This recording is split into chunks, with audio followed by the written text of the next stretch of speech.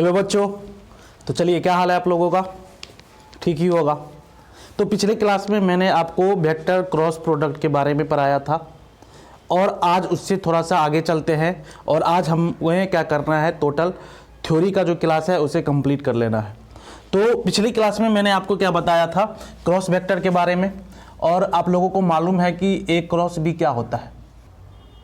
तो ए cross B हमारा क्या होता है, मैग्नीट्यूड ऑफ ए वेक्टर और magnitude of B vector sine theta N cap.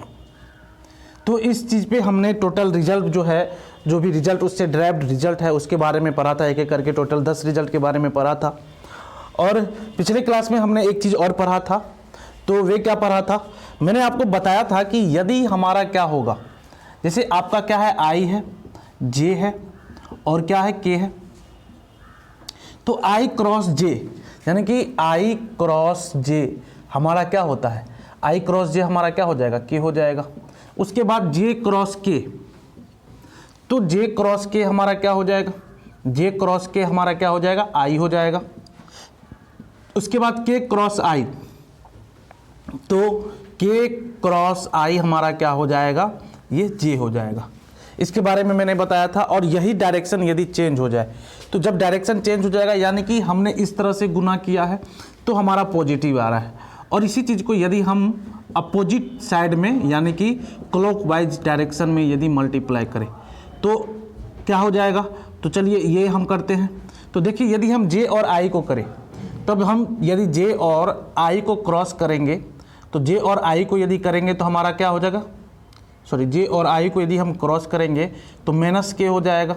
यदि आई और के को करेंगे, आई और के को यदि हम करते हैं तो क्या हो जाएगा, तो आई क्रॉस के हमारा क्या हो जाएगा, यहाँ पे जे आ रहा है नेक्स्ट, तो माइनस जे हो जाएगा।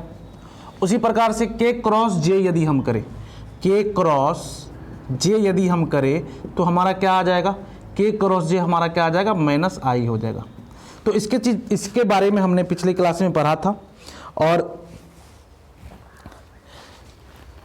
अब इसी पे आधारित मैं एक क्वेश्चन बता रहा हूं जो कि आपके सिलेबस में आ सकता है। तो इसे मैं हटा रहा हूं और जो है मैं कॉन्सेप्ट एक बता रहा हूं जो कि आपको आसानी से किसी भी वेक्टर का दो वेक्टर का क्रॉस प्रोडक्ट आसानी से आप उस मेथड से कर सकते हैं।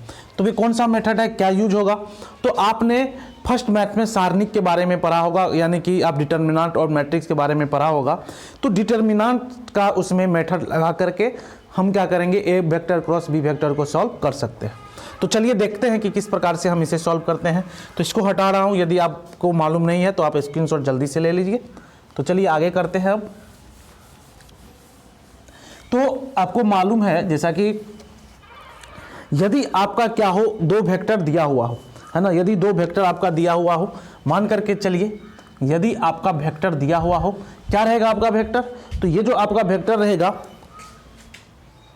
A1 आई कैप प्लस A2 जे कैप प्लस A3 के कैप। दूसरा वेक्टर हमारा क्या हो जाएगा, यानी कि A वेक्टर इजकल टू, दूसरा हमारा हो यदि B vector is equal to A2 I cap plus B1 I cap plus B2 J cap plus B3 K cap. ये कहने का मतलब क्या है कि यहाँ पे जो A1, A2, A3 है तो इसका वैल्यू अलग अलग आपको दिया हुआ रहेगा। और जब दो वेक्टर हमारा दिया हुआ रहेगा और कहा जाएगा कि इसका आप क्रॉस प्रोडक्ट निकालिए, यानी कि आप क्या निकालिए, क्रॉस प्रोडक्ट, यानी कि A वेक्टर और ये B वेक्टर का क्रॉस निकालना है। तो हमें सीधी सी बात है, डिटर्मिनेंट को लगा करके इसे सॉल्व करना है। तो किस प्रकार से हम सॉल्व करेंगे, तो देखिए सबसे पहले आपका क्या है, आई जे के है, तो हमें क्या करना है, आई जे और के को लिख लेना है ना। अब देखिए यहाँ पे क्या है, आपका A1 है, A1, इसके नीचे में क्या है, B1, उसके बाद क्या है आपका A2, उसके बाद क्या है आपका B2, उसके बाद क्या है A3, यहाँ पे क्या है हमारा B3। तो इस डिटर्मिनेंट के मेथड से हम क्या कर सकते हैं, डिटर्मिनेंट के मेथड से हम इसे सॉल्व कर सकते हैं, है ना। डिटर्मिनेंट के मेथड से हम क्या कर सकते हैं, सॉल्व कर सकते हैं। तो ये डिटर्मिनेंट का मेथड आपको मालूम होना चाहिए कि किस प्रकार से डिटर्मिनेंट के क्वेश्चन को हम सॉल्व करते हैं, है ना। डिटर्मिनेंट आप लोगों के सिलेबस में है और आप लोग फर्स्ट मैथ पढ़ के सेकंड मैथ पढ़ रहे हैं तो आप लोगों को मालूम होगा। तो क्या करना होता है, सिंपल सी बात है, यहाँ पे आपका क्या है, आई है तो आई रखते हैं और उसके सामने वाले को हम क्या करते हैं, ढक देते हैं। तो इसको ढक दो, तो बच जो जाता है उसको हम क्या करते हैं, मल्टीप्लाई करते हैं, यानी कि A2B3 माइनस आपका क्या हो जाएगा, B2A3।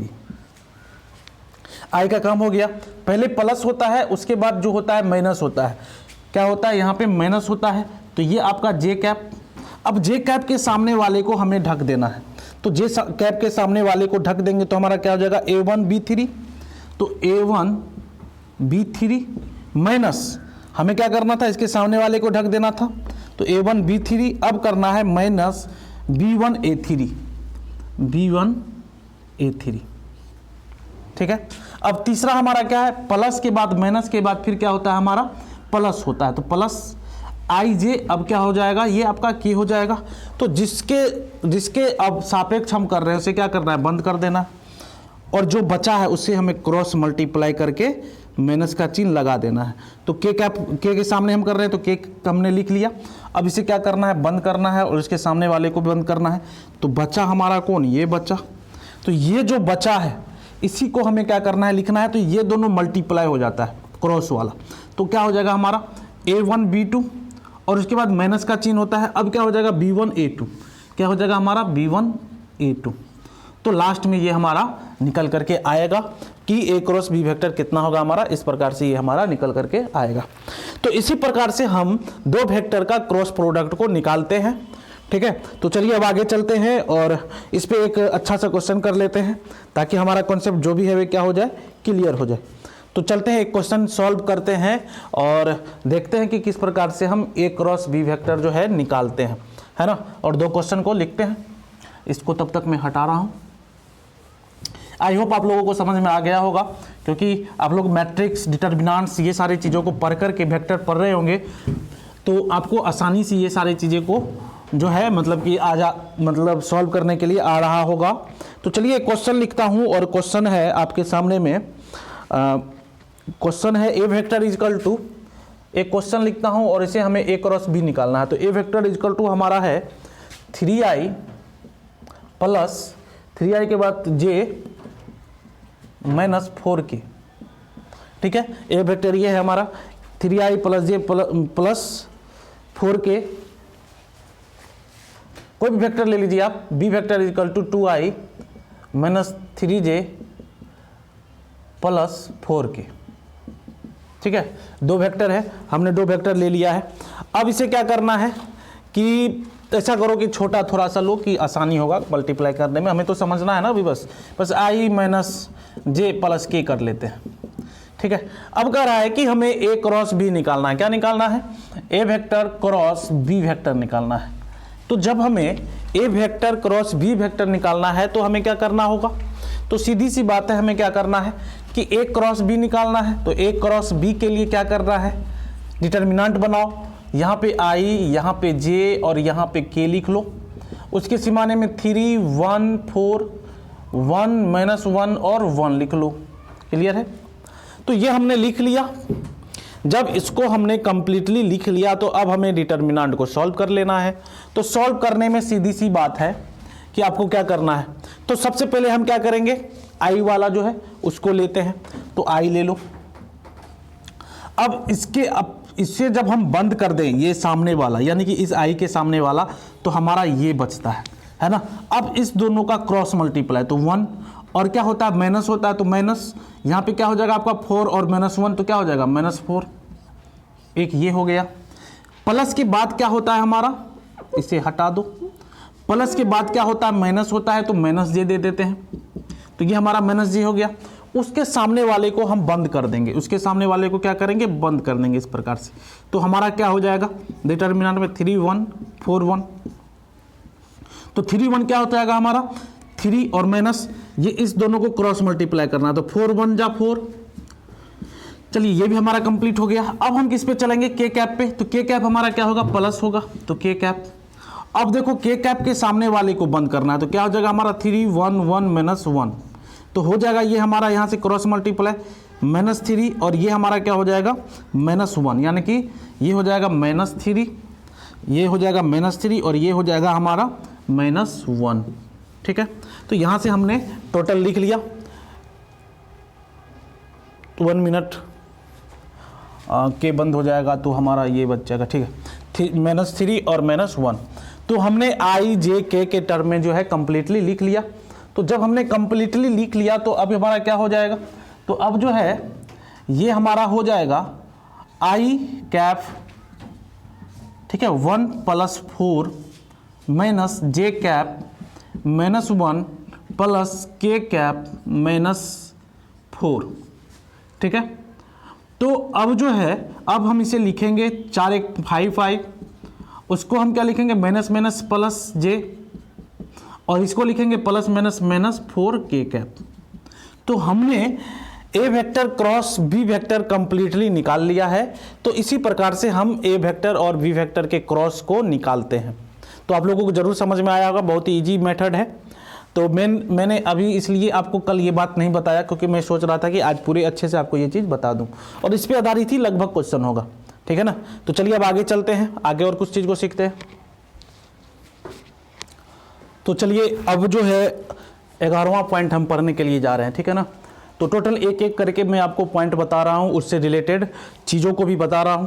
अब जो हमारा पॉइंट है ये क्या कर रहा है कि यदि सदिश ए वेक्टर और बी वेक्टर के बीच का कोण थीटा हो, तो यानी कि जब कोण क्या हमारा होगा थीटा होगा, तो किस तरह से हम उस थीटा को निकालेंगे, यानी कि जो इस एंगल को हम किस प्रकार से निकालेंगे। ठीक है, तो सीधी सी बात है, साइन थीटा बराबर क्या हो जाएगा हमारा मोड ऑफ ये इंटू आपका mod of A vector into mod of B vector. ये आपका क्या होता है फॉर्मूला होता है ना। इस फॉर्मूला से हम क्या निकालेंगे, एंगल को निकाल सकते हैं। तो सीधी सी बात है, थीटा इजकल टू हमारा है निकालना है, तो थीटा कैसे निकलेगा। तो सबसे पहले हमें क्या करना पड़ेगा, इस फॉर्मूले को लगाना होगा। ये जो फॉर्मूला आपका दिया हुआ है, इस फॉर्मूले को हमें क्या करना होगा, लगाना होगा। तो जब इस फॉर्मूले को लगाना होगा तो उसके लिए सबसे पहले हम क्या निकालेंगे, mode of A vector. Mode of A vector हमारा हो जाएगा 3 का स्क्वायर प्लस 1 का स्क्वायर प्लस 4 का स्क्वायर। तो ये निकल करके हमारा कितना आ जाएगा, देखिए किस प्रकार से हम एंगल निकालते हैं, समझिए। हमें साइन थीटा इजकल टू कह रहा है कि दो वेक्टरों के बीच का कोण थीटा होगा, तो क्या होगा, साइन थीटा इजकल टू इतना होगा। ठीक है, magnitude of A cross B vector बटे मैग्नीट्यूड ऑफ वेक्टर और मैग्नीट्यूड ऑफ बी वेक्टर। तो हमने क्या किया, पहले मैग्नीट्यूड ऑफ वेक्टर निकाला, यानी कि ए वेक्टर के परिमाण को निकालेंगे। तो जब ए वेक्टर के परिमाण को निकालेंगे तो आपको मालूम है कि ए वेक्टर के परिणाम को हम किस प्रकार से निकाल सकते हैं, है ना। तो ये हो जाएगा आपका 9 + 1 + 4, तो ये हो जाएगा √14।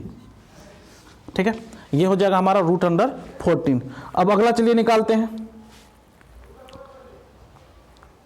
तो पहला जो वेक्टर हमारा है, सॉरी यहाँ पे कितना हो जाएगा, 16 हो जाएगा, 4 चौके 16, तो आपका हो जाएगा, चलो 9 25 1 26 √26, है ना। अब अगला जो वेक्टर है ये बी वेक्टर, तो बी वेक्टर हम निकालेंगे। तो बी वेक्टर जो हम निकालेंगे, और देखिए ये बहुत इंपॉर्टेंट क्वेश्चन है, आपके एग्जाम में भी यही आता है। वेक्टर एक ऑटोमेटिक जो है वेक्टर, ये फॉर्मूला बेस्ड क्वेश्चन है और डायरेक्टली फॉरवर्ड क्वेश्चन पूछा जाता है, और उसमें भी आपको ऐसा क्वेश्चन पूछा जाएगा जो कि आप आसानी से बना सकते हैं। ये एक तरह से समझिए कि नंबर लाने का, नंबर अच्छे से लाने वाला चैप्टर है ना। तो अब बी वेक्टर हम निकालेंगे, तो बी वेक्टर के मैग्नीट्यूड को निकालेंगे, तो 1 का स्क्वायर प्लस -1 का स्क्वायर प्लस 1 का स्क्वायर। तो यहाँ से हमारा कितना हो जाएगा, √3, 1 का स्क्वायर -1 का स्क्वायर 1 हो जाएगा, और 1 का स्क्वायर 1 हो जाएगा, तो 3 बार जोड़ेंगे तो √3 हो जाएगा। अब हमें निकालना है ए vector cross B vector is equal to, a vector cross B vector हमारा क्या हो जाएगा। तो a vector cross B vector निकालने का मैंने आपको तरीका बताया है। क्या तरीका बताया, आई जे और के लिख दो। अब जो वेक्टर है उसे लिखो, तो यहाँ पे 3 है 1 है, इसके मैग्नीट्यूड को लिखो, मतलब कि जे के साथ जो है मल्टीपल में उसको लिखो, तो 1 - 1, और के के साथ कौन है 4 है, और हमारा कौन है 1 है। तो इसको हमने लिख लिया। अब हम क्या करेंगे, अब इसे जब हम सॉल्व करेंगे तो एक एक करके से चलिए सॉल्व करते हैं। तो सॉल्व देखिए, पहले हमें क्या करना है कि फॉर्मूला हमारा क्या दिया हुआ है, ए वेक्टर क्रॉस बी वेक्टर का मैग्नीट्यूड निकालना है। तो सबसे पहले हमें क्या निकालना पड़ेगा, ए वेक्टर क्रॉस बी वेक्टर। तो यहां से हमने अभी जस्ट आपको बताया है आई को दे दो, उसके बाद आई को देंगे तो बाकी को बंद कर देंगे, तो क्या हो जाएगा हमारा ये 1 और माइनस माइनस प्लस हो जाएगा और कितना हो जाएगा 4 हो जाएगा। अब हम क्या करेंगे, माइनस देंगे, क्या करेंगे हम माइनस देंगे, तो क्या लिखेंगे जे को दिए तो इसको और इसको बंद करेंगे तो कितना हो जाएगा हमारा 3 4 1 1। तो इसको मल्टीप्लाई करेंगे तो इसको मल्टीप्लाई करेंगे तो हमारा कितना हो जाएगा 3 और इसको मल्टीप्लाई करेंगे तो कितना हो जाएगा हमारा, इसको मल्टीप्लाई करने के बाद ये हमारा हो जाएगा 4। तो हम लिखेंगे -4। अगला चलिए, अगला हमारा क्या है, के कैप है, तो प्लस के कैप। तो ये जो प्लस के कैप है तो इसको कर देते हैं हम बंद, तो हमारा ये वाला होगा तो -3। तो लिखिए -3। अब इस दोनों को मल्टीप्लाई करेंगे तो 1 तो -1। इस प्रकार से हम इसे लिख सकते हैं। तो अब हमारा क्या हो जाएगा आपको, तो ठीक है, तो अब हम इसे सॉल्व करेंगे तो ये हमारा हो जाएगा 4 1 5 तो 5 आई। उसके बाद कितना हो जाएगा हमारा 3 - 4 तो 3 - 4 कितना -1 और -1 इंटू -j कितना हो जाएगा +j। उसके बाद ये आपका -3 - 1 कितना -4 से k को मल्टीप्लाई करेंगे तो -4 k कैप। ये हमारा निकल करके आ गया 5i + j cap -4 k cap. अब हमें क्या करना है, अब इसके परिमाण को निकालना है। जब हम इसके परिमाण को निकालेंगे, जब हम इसके परिमाण को निकालेंगे तो क्या हो जाएगा, सीधी सी बात है, हमें मालूम है 5 का स्क्वायर प्लस 1 का स्क्वायर और प्लस -4 का स्क्वायर, तो हो जाएगा यहाँ से 25 + 1 + 16। ठीक है, 25 + 1 प्लस आपको 16। तो इसको जब आप जोड़ जाड़ कीजिएगा तो जोड़ जाड़ करके आपको ये निकल करके आएगा 25 41 1 42 √42। ठीक है, तो हमने क्या किया, सभी चीज़ों को निकाल लिया। अब हमें इस फॉर्मूले पे पुट करना है। तो जब हम इस फॉर्मूले पे पुट करेंगे तो sin θ = mod of A vector cross mod of B vector बटे में हमारा हो जाएगा mod ऑफ ए वेक्टर और mod ऑफ बी वेक्टर। ठीक है, mod ऑफ ए वेक्टर और mod ऑफ बी वेक्टर। अब देखिए सीधी सी बात है, ए वेक्टर क्रॉस बी वेक्टर हमने निकाला तो हमारा कितना है √42, ये हमारा sin θ निकल रहा है। ठीक है, और क्रॉस ए वेक्टर, तो ए वेक्टर हमने मैग्नीट्यूड ऑफ ए वेक्टर जो निकाला है √26 और दूसरा जो हमने निकाला है तो √3 निकाला है ना, √3 निकाला है। अब इस 42 को आप फैक्टर कीजिए, तो 42 को फैक्टर करेंगे तो कितना हो जाएगा हमारा 21 हो जाएगा। ठीक है, 42 को जब हम फैक्टर करेंगे 21 हो जाएगा। उसके बाद क्या हो जाएगा 3 7 21 हो जाएगा, यानी कि ये होगा आपका ×3 × 7, यानी कि हम लिख सकते हैं √6 × √7, या इसे हम लिख सकते हैं √3 और √7 to 14। ठीक है, √, क्या लिख सकते हैं 14 लिख सकते हैं। तो यहाँ से जो है आपका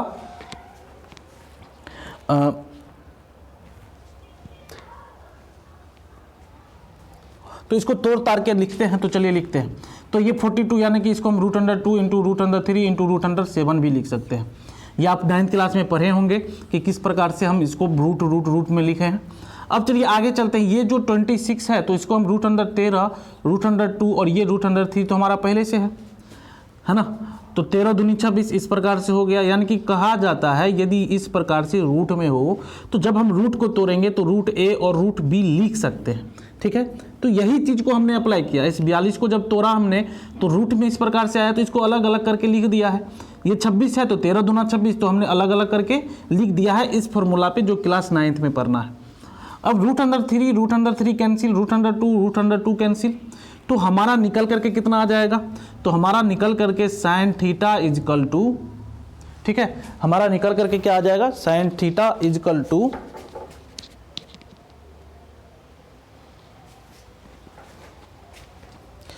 चलिए 1 मिनट, थोड़ा सा हो सकता है इधर दिखाई आपको नहीं पड़ रहा हो।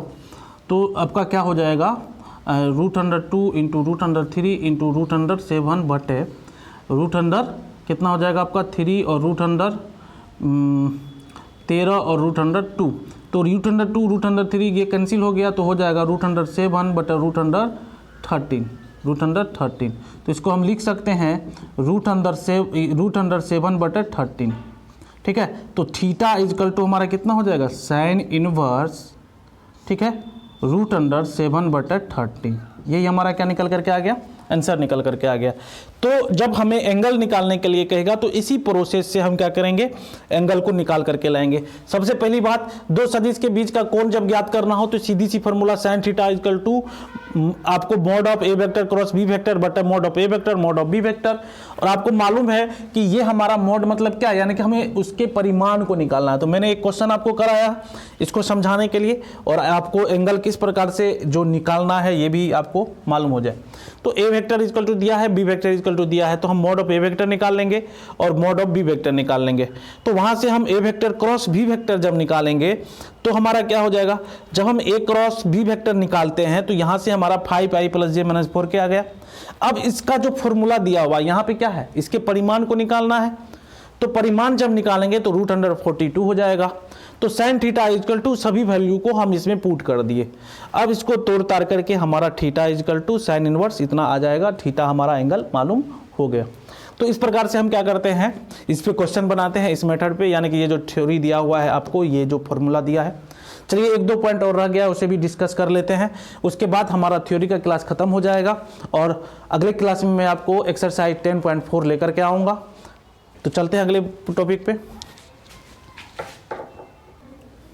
तो लास्ट पॉइंट हम जान लेते हैं, इसके बाद एक्सरसाइज 10.4 जो है आपको पूरा का पूरा आराम से बन जाएगा, ठीक है।